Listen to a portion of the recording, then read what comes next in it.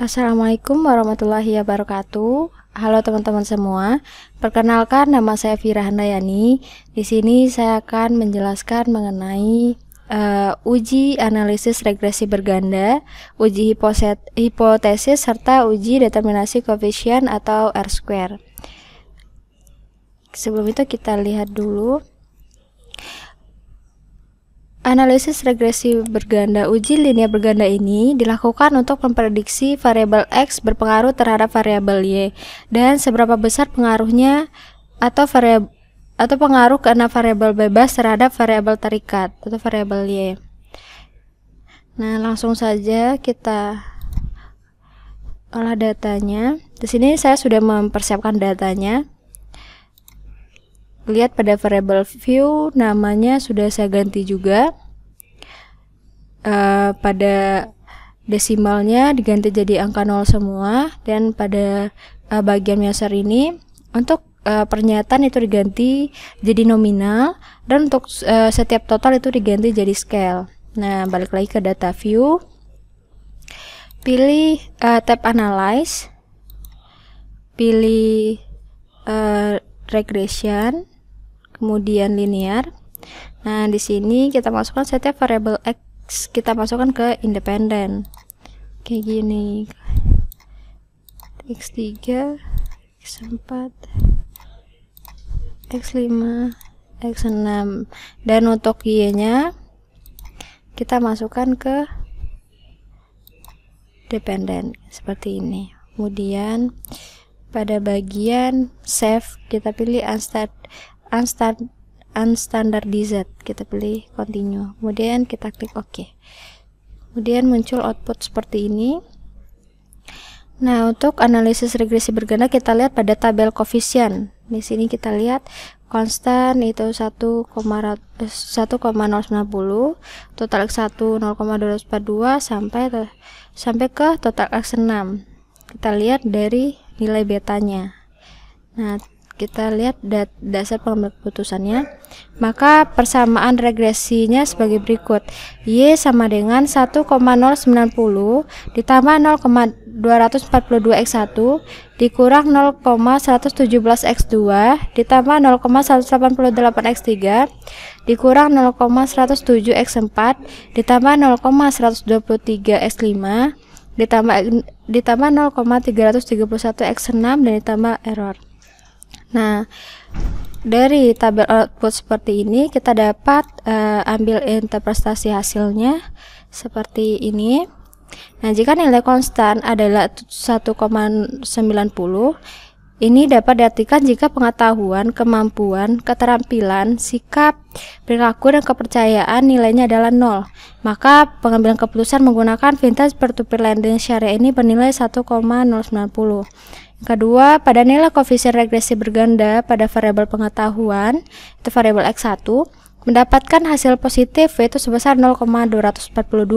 Artinya jika variabel pengetahuan mengalami kenaikan sebesar 1 satuan, maka variabel pengetahuan akan naik sebesar 0,242. Selanjutnya pada nilai koefisien regresi berganda variabel kemampuan yaitu variabel X2 mendapat hasil negatif yaitu negatif 0,117. Artinya, jika variabel kemampuan mengalami kenaikan 1 satuan, maka variabel kemampuan mengalami penurunan sebesar 0,117. Selanjutnya pada nilai koefisien regresi berganda variabel keterampilan yaitu variabel X3 mendapatkan hasil positif yaitu 0,188. Artinya jika variabel keterampilan mengalami kenaikan 1 satuan atau 1%, maka variabel keterampilan akan naik sebesar 0,188. Pada nilai koefisien regresi berganda variabel sikap yaitu variabel X4 mendapatkan hasil negatif yaitu negatif 0,17. Artinya jika variabel sikap mengalami kenaikan 1 satuan atau 1%, maka variabel sikap akan mengalami penurunan sebesar 0,17. Selanjutnya pada nilai koefisien regresi berganda variabel perilaku atau X5 mendapatkan hasil positif yaitu 0,123. Artinya, jika variabel perilaku mengalami kenaikan satu satuan atau 1%, maka variabel perilaku akan naik sebesar 0,123. Dan yang terakhir, pada nilai koefisien regresi berganda, variabel kepercayaan atau variabel X6 mendapatkan hasil positif, yaitu 0,331. Artinya, jika variabel kepercayaan mengalami kenaikan satu satuan, maka variabel kepercayaan akan naik sebesar 0,331. Nah, selanjutnya dari olahan data tadi, di sini juga bisa kita lihat uji hipotesis, yaitu uji T. Di sini tabel koefisien ini. Di sini kita lihat ini uji T-nya dan signifikansinya. Sebelum itu kita bahas dulu uji T. Uji T digunakan untuk mengetahui apakah variabel-variabel independen secara parsial berpengaruh secara nyata atau tidak terhadap variabel independen. Nilai signifikan yang digunakan adalah 0,05. Apabila nilai signifikan lebih kecil dari derajat kepercayaan berdasarkan hipotesis alternatif, maka dinyatakan suatu variabel independen secara parsial mempengaruhi variabel dependen. Dan apabila nilai signifikan lebih besar dari derajat kepercayaan, maka suatu variabel independen tidak mempengaruhi variabel dependen. Nah, untuk mencari nilai T tabel bisa dilihat dengan menggunakan cara manual di Excel dengan rumus T.INV dalam kurung probability yaitu 0,05 DF atau day freedom yaitu 99, jadi hasilnya itu 0,1660.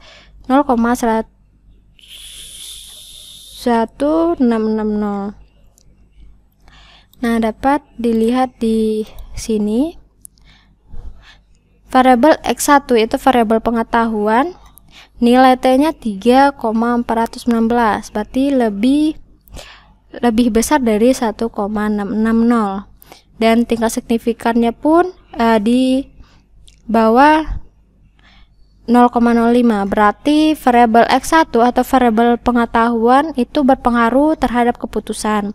Untuk variabel X2 kita lihat pada uji T-nya bernilai negatif, berarti bernilai negatif dan signifikansinya di atas 0,05, berarti tidak berpengaruh. Untuk X3-nya, di sini kita lihat nilai T-nya itu 1,365 dan nilai signifikannya lebih besar dari 0,05. Berarti variabel X3 atau variabel keterampilan itu tidak berpengaruh. Variabel X4 dilihat bernilai negatif dan tingkat signifikansinya di atas 0,05. Berarti variabel sikap itu tidak berpengaruh.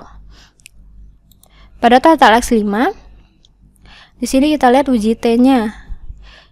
Di sini nilainya di bawah 160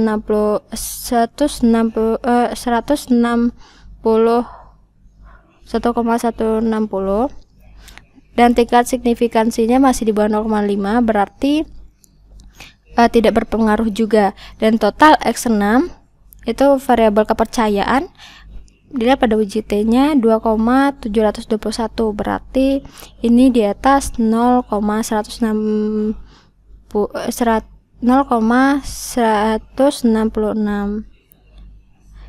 dan tingkat signifikannya di bawah 0,05, berarti variabel X1 dan X6 itu berpengaruh terhadap keputusan, yaitu variabel pengetahuan dan kepercayaan berpengaruh terhadap keputusan, dan variabel X2, X3, X4 dan X5 tidak berpengaruh terhadap keputusan, yaitu variabel kemampuan, keterampilan, sikap dan perilaku terhadap keputusan.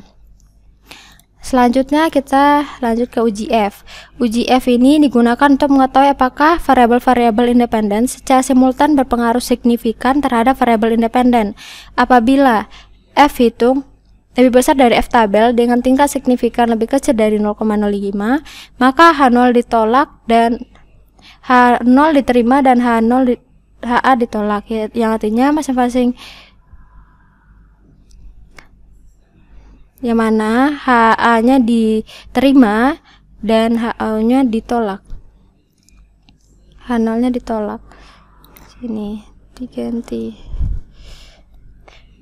Yang artinya masing-masing variabel secara bersama-sama mempunyai pengaruh yang signifikan terhadap variabel dependen.